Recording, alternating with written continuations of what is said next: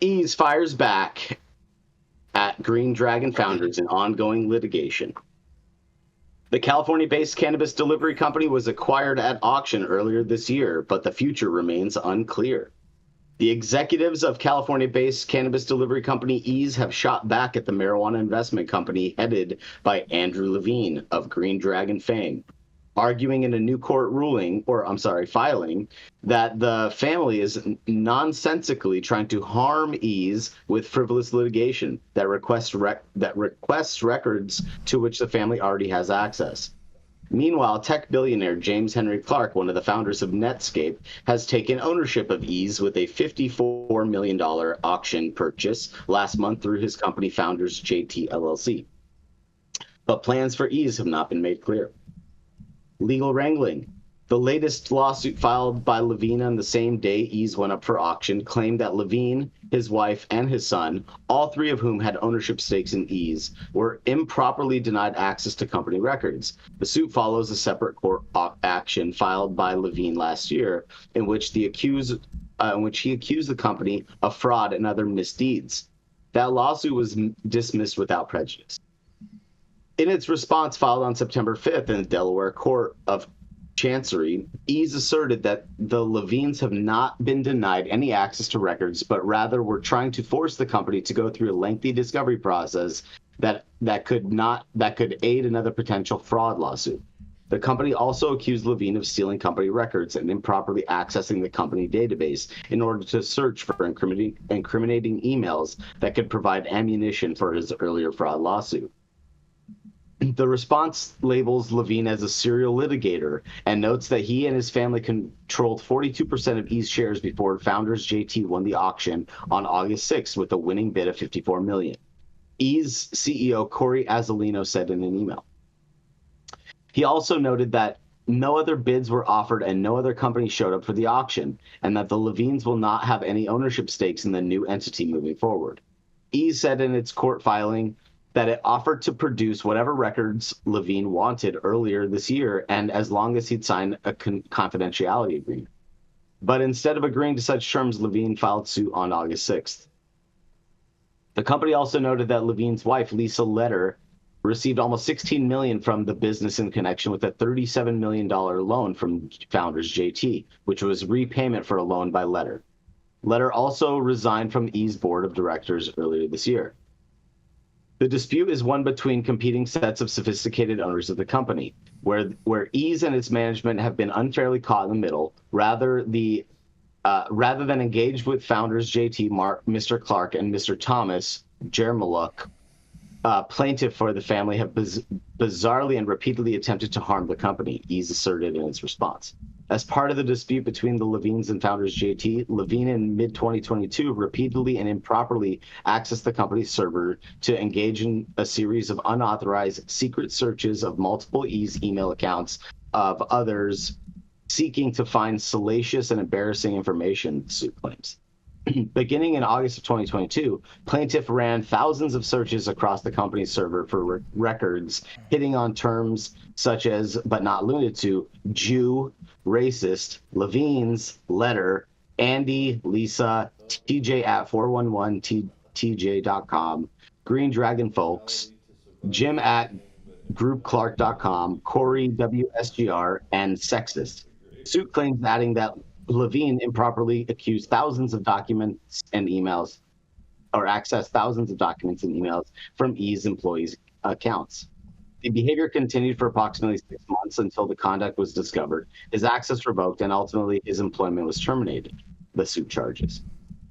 The move was clearly to gain an advantage over Founders JT as the two sides jockeyed for control of Eaze, the legal filing asserts. The latest court filing by Eaze asked that the Delaware court throw out the latest lawsuit and rule in favor of Eaze. According to the new court records, the case is ongoing, but the parties will be filing joint status reports with the court each month beginning in November.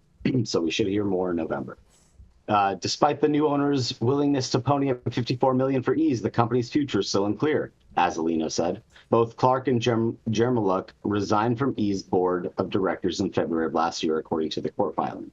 The new ownership group is evaluating the status of each state's operation and expects to make a decision prior to year end about what will continue to operate or be closed down, as Lino wrote in an email to Green Market Report. And if you search the link for the article, you can check out the lawsuit there. It has a link and a little screenshot. But really interesting. This has been a long story we've all been following, and it's interesting to know that there's a little bit of a conclusion here or something that's going to come out of here in the next few months. Love to hear what everybody thinks, because I know everybody has been also following along. Oh, man. Everybody's mad, huh? Yeah, right. It sounds like it's like that whole Spider-Man meme, like you.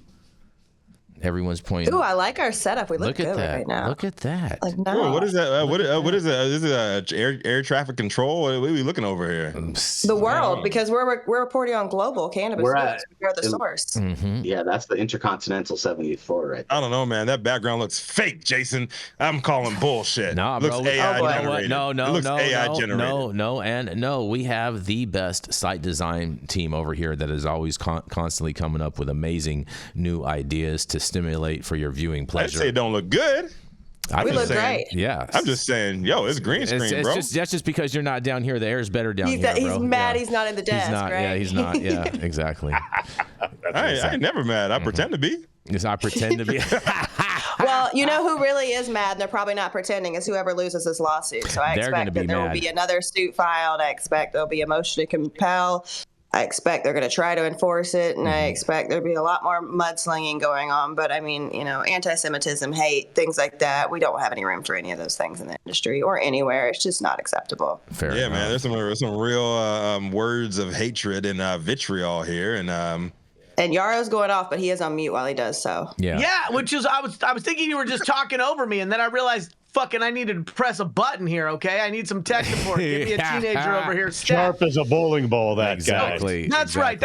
Coming from you, who is a bowling ball, that is extra fucking funny. It but is. let me just say, here's the challenge with this, okay? Number Can you say it a little softer? We have headphones on.